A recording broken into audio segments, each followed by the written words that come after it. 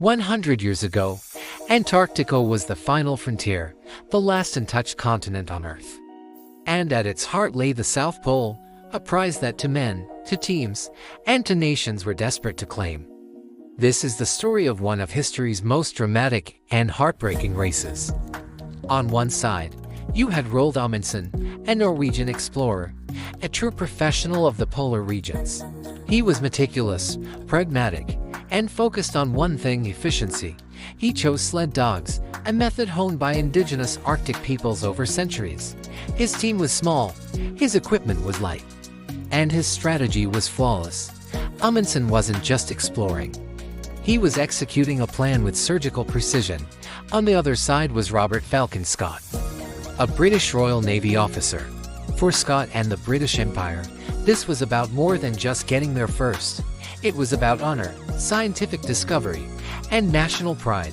Scott's expedition was larger, more heavily equipped, and relied on a mix of methods: ponies, motorized sledges, and good old-fashioned man-hauling. His approach was noble, brave, but ultimately deeply flawed for the brutal Antarctic environment. The race began in late 1911.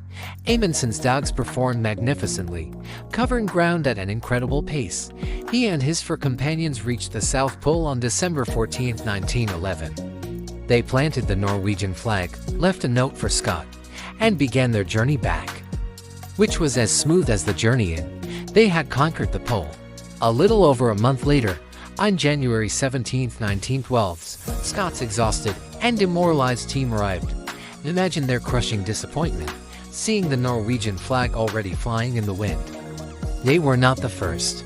Their journey had been a grueling ordeal, and now they had to turn around and face the 800-mile trek back, with dwindling supplies and the full fury of the Antarctic winter closing in. They never made it. One by one, weakened by exhaustion, frostbite, and starvation, the members of Scott's polar party perished. Scott himself was the last to die, found in his tent just 11 miles from a supply depot that could have saved them. His final diary entries are some of the most moving and courageous words ever written. So, who do we remember?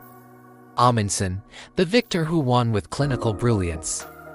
Or Scott, the tragic hero whose story of struggle and sacrifice has captivated the world for over a century? The race to the South Pole wasn't just a competition.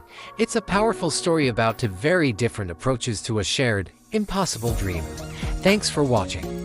If you found this story as fascinating as I do, consider subscribing for more tales from history.